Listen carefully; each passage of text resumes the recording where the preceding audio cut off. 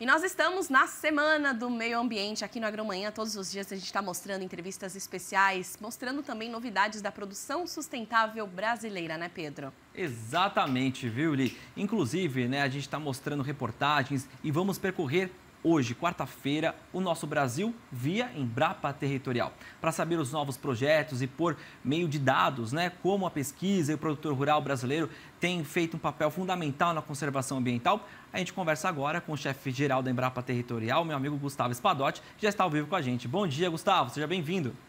Oi, Gustavo, bom dia.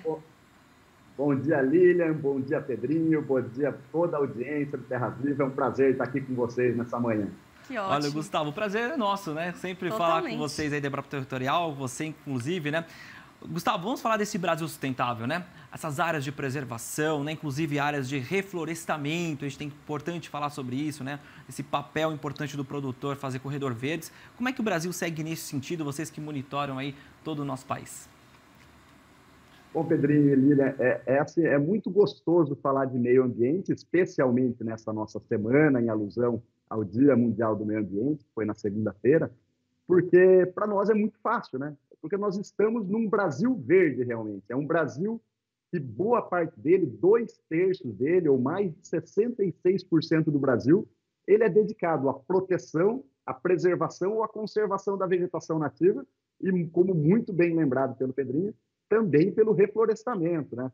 Nós temos aí 1,2% de todo o Brasil dedicado ao reflorestamento, seja em madeiras para eucalipto, para pinos, para espécies nativas. Então, é um esforço muito grande do Brasil conseguir equilibrar essa difícil balança entre a produção e a preservação do meio ambiente. E, para isso, nós usamos muitos mecanismos para conseguir essa balança bem equilibrada.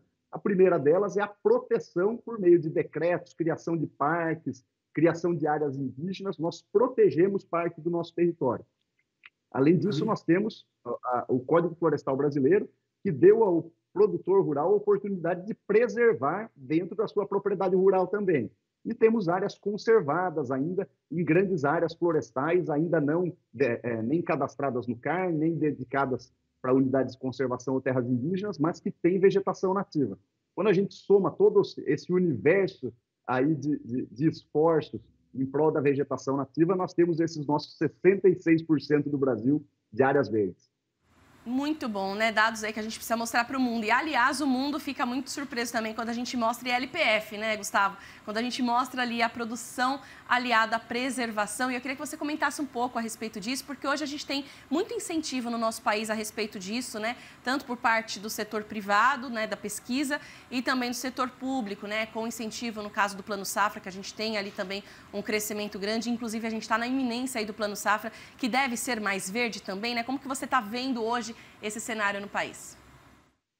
Exatamente. É uma sinalização muito clara do Estado brasileiro, do governo atual, em direcionar esforços para uma agricultura, para uma pecuária cada vez mais sustentável. Nós temos linhas de créditos diferenciadas e a gente espera que esse Plano Safra ela aumente ainda mais, como é o caso do Plano ABC, a agricultura de baixo carbono, linhas de crédito focadas exclusivamente, como você disse, para a integração lavoura-pecuária-floresta, que são boas práticas agropecuárias que permitem que lá, para a soja, para o milho, para as nossas culturas graníferas, para a nossa pecuária, para nosso reflorestamento, existam práticas, produtos e processos que aliem a produção em altos tetos produtivos com tecnologia, mas com respeito ao meio ambiente. Quando nós somamos esses dois esforços, a agricultura brasileira dá um show. Ela assombra o mundo por conseguir produzir tanto, um volume tão grande de alimentos, de fibras e de energia em uma área tão pequena quando comparado a outros países.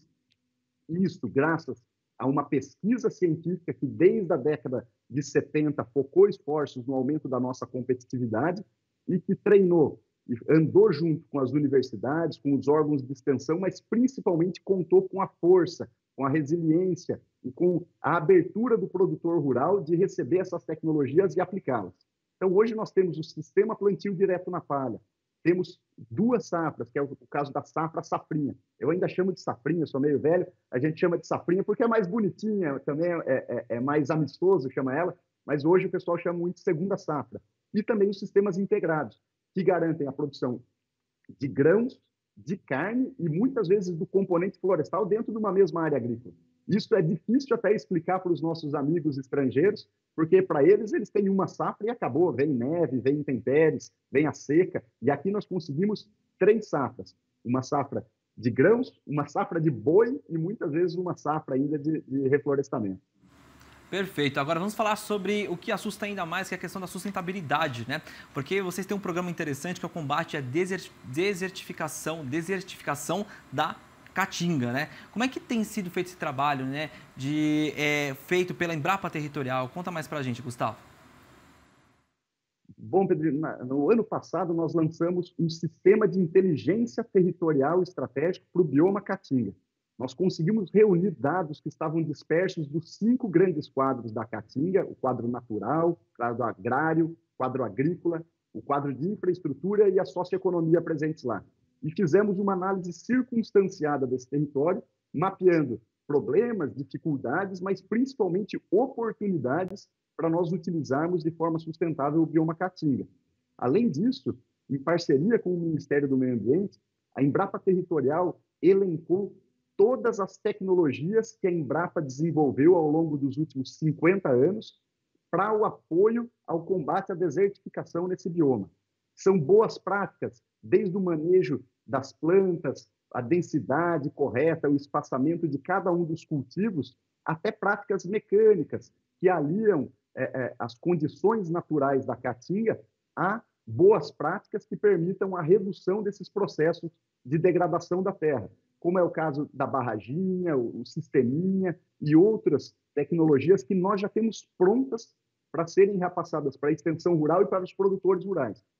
Então, é um esforço muito grande para que nós, além de compreender todos os nossos biomas, nesse caso específico do bioma caatinga, nós também levamos o que existe de melhor em boas práticas para que o produtor rural consiga aliar sua produção com boas práticas e assim unir essas duas pontas que são indissociáveis, que é o produtor e a produção de alimentos e a conservação do meio ambiente. Não existe embate entre meio ambiente e agricultura. Existe, na verdade, muita sinergia para que a gente consiga não só cumprir com os nossos objetivos de alimentar a nossa população, alimentar os territórios, porque produzir alimentos perto dos mercados consumidores garante uma baixa muito grande nos custos, principalmente na aquisição desses alimentos, mas nós temos que fazer isso de forma integrada, em conjunto entre a ciência, os órgãos de extensão, os governos, sejam eles municipais, estaduais ou federal,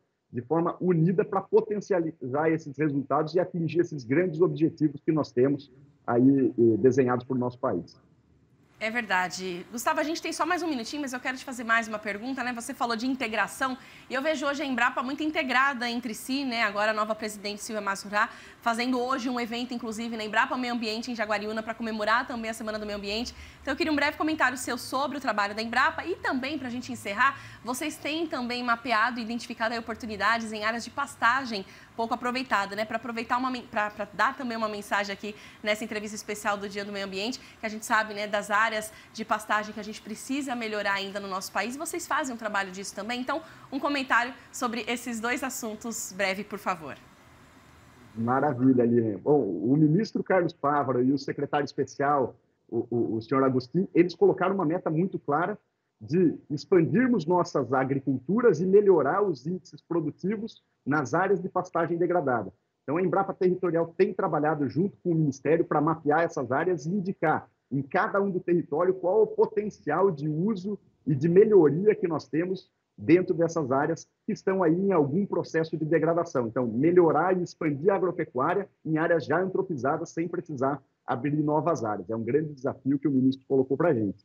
E a nossa presidente Silvia está com uma agenda muito boa. Eu estive com ela na segunda-feira, no Dia do Meio Ambiente, lá no Palácio do Planalto. Ela esteve ontem também na Bahia Farm Show, no evento da Bahia, perdão, lá na Feira da Bahia, lá do oeste da Bahia. E hoje, como você disse, tem esse evento aqui na Embrapa Meio Ambiente, aqui em Jaguariúna, nossos vizinhos aqui, onde vai se evocar o papel da Embrapa dentro da preservação e como ela pode apoiar, por meio de tecnologias, a preservação do meio ambiente. Já que estamos nessa semana, nada mais justo que juntar a presidente Silvia, também a diretora geral da Exalc, aqui da USP, e a chefe do Centro de Pesquisa, a Paula Parker, a chefe do Meio Ambiente, para tratar sobre esse tema e levar para a sociedade, para os nossos parceiros, tudo o que nós temos feito em prol da produção de alimentos em equilíbrio com o meio ambiente. Então, é uma agenda muito positiva e, como você disse, essa integração entre as 43 unidades da Embrapa, espalhadas por todo o território nacional,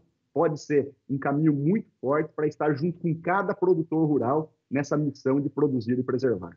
Perfeito. Exatamente, por isso que a Embrapa é sinônimo de orgulho para a gente em todos os aspectos. Obrigado, Gustavo. Um abraço para você, para todos os pesquisadores que são essenciais, que merecem sim ser lembrados nessa semana, que é comemorado o Dia Mundial do Meio Ambiente, né? Foi celebrado na segunda-feira. A gente traz essa entrevista especial aqui no Terra Viva e AgroMais. Valeu, Gustavo. Um abraço para você, meu amigo. Até a próxima, Gustavo. Obrigadão. Um abração, Lília. Um abraço, Pedro. Até mais. Tchau, tchau.